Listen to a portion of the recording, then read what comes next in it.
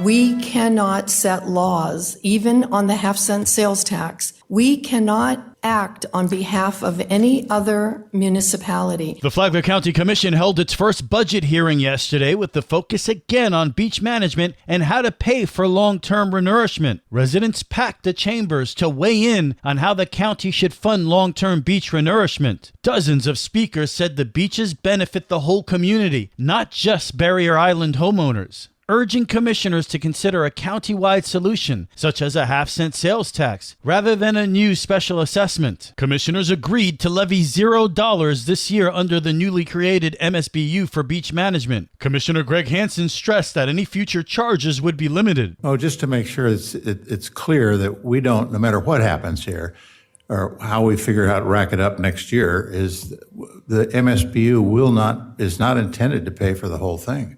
It's just a small portion, and we're working on the fairness of the benefit. We're working on the fairness of that now. Chair Andy Dance said long-term commitment is key if Flagler hopes to keep state and federal partners at the table. This project only works with repeated renourishment, and that's the key and expensive component to all this is the renourishment. If we don't put a plan together with dedicated funds, which in my opinion are ones that are backed by either a commission vote for a period of time, for a referendum. The MSBU, unfortunately, is one of those that is dedicated. If we don't substantiate these dedicated funds, I fear that our partners at the state and federal government are not going to take us seriously and help us with these construction projects. Commissioner Hansen supports the half-cent sales tax. There has to be established a funding stream that we don't have right now to pay for the renourishment of the beach every single year. And the obvious and the elegant solution is the half-cent sales tax. It actually works. Commissioner Kim Carney has a different perspective. When I chose not to vote for the half-cent, it was a lot of the same reasons. I could not see it being an infrastructure tax. I could not see where we could say to future boards, you have to put $4 million a year in the beach based on the half-cent sales tax. I can't do that. Not that I don't want to do it. I can't do it. The commission will hold its next budget hearing later this month. Good morning, Flagler County. I'm Rich Carroll. You're listening to Flagler's Morning News on Friday, September 12th. We see a lot of growth. We see a lot of new people coming in, but then our local governments are strapped with an inability to pay for what that is costing our residents. Palm Coast Vice Mayor Teresa Pontieri talking to WNZF about the challenge of funding the city's growth. When it comes to government funding, Pontieri doesn't believe property taxes should be the main source. Every year that I've been on the council, we have lowered the property tax millage rate. So I'm a big believer in property taxes being very low. I'm also, though, a believer in consumers having the ability to decide what they will pay in taxes. So having consumer-based related taxes rather than property taxes. But she's seeing avenues for collecting revenue decrease as home rule is eroded. Local rule is being overrun right now by the state legislature. We've seen that out of Senate Bill 180. We've seen that out of Live Local. And we've seen that with regards to the restrictions on impact fees. Pontieri is hoping that policy will come from Tallahassee to help mitigate this problem. That's something that I really hope the state looks at, our representatives look at when we're looking at lowering property taxes, when we're looking at, hey, we want to keep costs low, we're with you. That's tricky business, though, since the city of Palm Coast is facing a lawsuit by the Flagler Home Builders Association for raising impact fees. Pontieri says the city has been able to get a lot done by being resourceful. We've worked really hard in our city to what I call we're balling on a budget. And I think we do a great job. We were able to increase our deputies, 9 deputies this year and last year. We were able to open 2 new fire stations. They're in the process of that right now. We were able to repave 28 roads last year with $1 million using different ways to get that done. From the WNZF Newsroom, I'm Liz Ryan. This local news is a service of Flagler County's Toyota dealer, Beaver Toyota in St. Augustine, conveniently located right off I-95 at exit 311.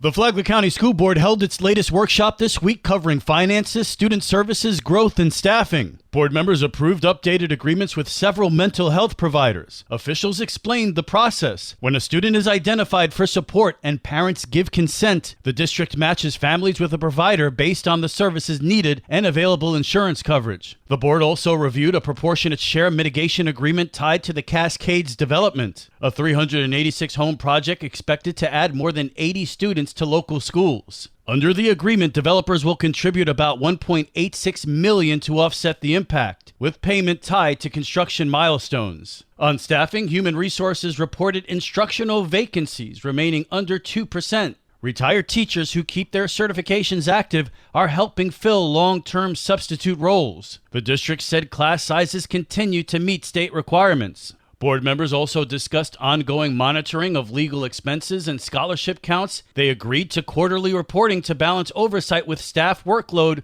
while continuing monthly updates on state voucher impacts. The workshop closed with recognition of longtime educator Eddie Tutak, who passed away last weekend. Board members remembered his decades of service and his lasting impact on students. The board will meet again on September 23rd. And now you're up to date on Flagler's Morning News. I'm Rich Carroll. And now, Mike Licio with your WNZF local sports update. The football season rolls on. Rich Carroll and I have our bye week, but both county teams are in action tonight. The Matanzas Pirates travel to the north side of Jacksonville to take on Andrew Jackson. Last year, the Tigers escaped from the ship with a miraculous play. 3rd down and 20 for the Tigers. Dixon in the shotgun.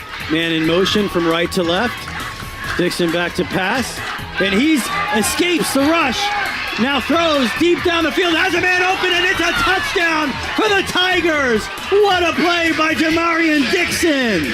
Jamarian Dixon's 39-yard third-quarter pass to Tavion Lawson was the difference in a 6-0 Jackson win. The Pirates entered the game having won 2 in a row. Coach Matt Forrest told Joshua Wilson on the Central Florida Blitz that recalibrating has led to success. And once we kind of went back to where our roots are, and once we went back to the basics, we've had 2 pretty good weeks of football, and I think that's a good representation of what our program and players are capable of. Audio courtesy of the Florida HS Football YouTube channel. After back-to-back losses, FPC is in Altamont Springs to face Lake Brantley. The Bulldogs won 48-0 last year, but the Patriots are 3-0 with a new-look offense. The injury bug has bitten FPC at the quarterback position, with Ladarius Simmons nursing an ankle and Caden Birchfield a knee. But over the summer, Coach Patrick Turner expressed his team's confidence in whoever is behind center. So it's good to have 2 quarterbacks that the team has rallied behind, which has been really, really good to see that they're encouraging each other. Our next broadcast is next Friday at the Ship when the Seabreeze Sand Crabs try to avoid the trap of the Pirates. Get your football fix Sunday when the Jacksonville Jaguars meet the Cincinnati Bengals right here at 1 on your Flagler County Jaguars station.